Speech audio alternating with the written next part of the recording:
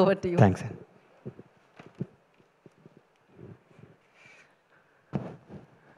అందరికీ నమస్కారం. ముఖ్యంగా చాలా రోజుల నుంచి చెప్పాలనుకుంటున్నాను నా మనసులో మాట. ఇవాళ చెప్పేస్తా. నాగేంద్ర బాబు వెళ్ళిపోయాడా?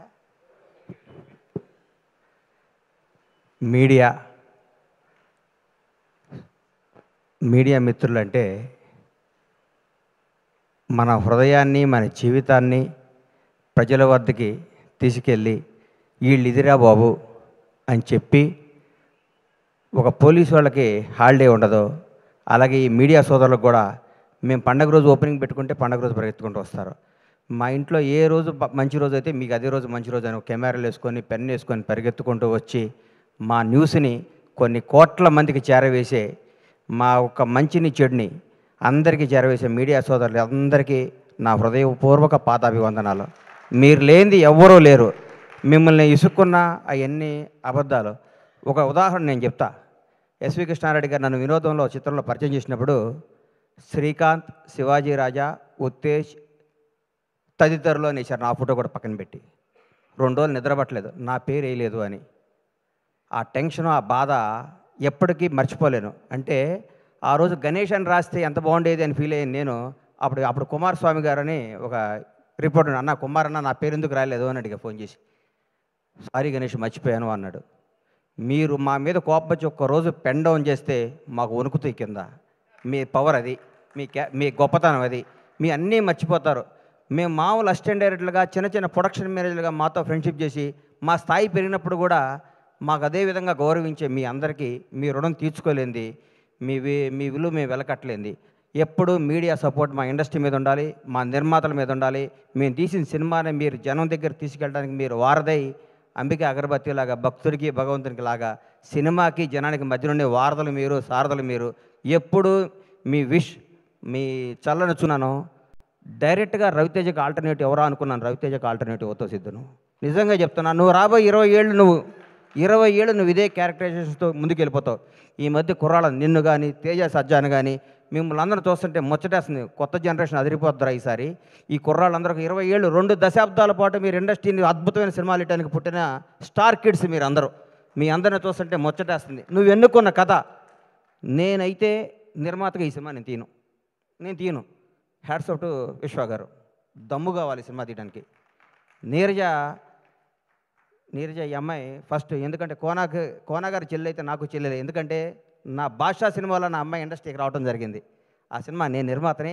ఆ సినిమా వస్తే కోనాగారిని అడిగా, ఏంటి కోనాగారు అంటే, మా చెల్లెలు అన్న అమెరికా నుంచి వచ్చింది. ఈ అమ్మకు వీళ్ళ నాన్న వీళ్ళ ఫ్యామిలీ ఏంది, ఈ అమ్మాయి ఇండస్ట్రీలో ఏంటనుకున్నా. ఆ అమ్మాయికి ఉన్న ఫ్యాషను, ఆ అమ్మాయికి ఉన్న టేస్ట్, ఆ రోజుల్లోనే ఆతృత, తపన, ఈ డ్రెస్ అయితే బాగుంటుంది. ఒక 10 రోజుల్లోనే కాజల్కి బెస్ట్ బడ్డీ అయిపోయింది. కట్ చేస్తే ఇండస్ట్రీ హీరోయిన్లు అందరూ ఈ అమ్మాయి చుట్టూ తిరిగారు. ఆ అమ్మాయి ఎంత మేధావో, ఎంత ముదురో అప్పుడే చూసుకున్నా. అందరినీ తన వాళ్ళని చేసుకొని లౌకికంగా. ఆ అమ్మాయి ఫ్యామిలీ బ్యాక్గ్రౌండ్ వాళ్ళది ఎంత పెద్ద ఫ్యామిలీ, ఎంత పెద్ద కథ. ఆ అమ్మాయి గోల్డ్ స్పూన్లో పుట్టి కూడా తన అందరిలో డౌన్ టు ఎర్త్ ఉండి, అందరినీ ఆలోచించుకుంటూ, అందరినీ కలుస్తూ, ఆప్యాయంగా ముందుకెళ్ళిపోతూ ఒక డైరెక్టర్ అవ్వటం అంటే మాటలు కాదు ఈ రోజుల్లో. హ్యాట్స్ ఆఫ్ నీరు. నిజంగా రియల్ నిన్ను చూస్తే చాలా గర్వపడ్డా నేను. నిజంగా చాలా గర్వపడ్డా. సిద్ధు జనరల్ గడ్డ గురించి చెప్తున్నా. సిద్ధు, నువ్వు రూల్ చేస్తావు ఇండస్ట్రీని. నిజంగా చెప్తున్నా. నువ్వు ఎన్నుకున్న డైలాగ్ డీజేటీలు ఇప్పుడు కోనా గారు చెప్పారు కదా, నేను కూడా నువ్వు వన్ డే వండర్ అనుకున్నా. బై గాడ్ చెప్తున్నా. ఈ అబ్బాయి మామూలుగా ఆ సినిమా కొట్టాడురా, అన్నిటికీ ఏం తమాషానా, ఏం డాడీ అక్కడేళ్ళు ఇక్కడేళ్ళు అంటాడు, ఇది అయిపోద్దురా, ఇది బోరు కొట్టేస్తారు అనుకున్నా. ఒక్కసారి ఒక ఫేస్ టర్న్ ఇచ్చావు కదా, ఈ కొత్త షేడ్ చూసావు కదా, నువ్వు యాక్టర్, నువ్వు real actor, great actor, wonderful actor. నీకు అద్భుతమైన ఫ్యూచర్ ఉంది సిద్ధు. నువ్వు చేసే ప్రతి నిర్ణయం, నువ్వు చేసే అన్నపూర్ణం సీన్ చాలండి ఈ సినిమాలో. ఇరగొట్టేసింది. కొన్ని టర్న్లు అవుతుంటే నాకు అర్థం కాలేదు. ఈ అమ్మాయి ఇదేంద్రా ఈ సినిమా, ఏం చెప్దాం అనుకుంటున్నాడు ఈ సినిమాలో అనుకున్నాను. నాకు సినిమా తర్వాత ఇప్పుడు నేను వస్తుంటే నా వైఫ్ ఎక్కడికి వెళ్తున్నా ఉంది, తెలుసు కదా ఫంక్షన్కి వెళ్తున్నాను, రవి ఫోన్ చేశాడు వెళ్తానంటే, ఏం సినిమా బావా, ఎంత మంచి సినిమా. ఈ మధ్యకాలంలో అట్లాంటి సినిమా చూడలేదు.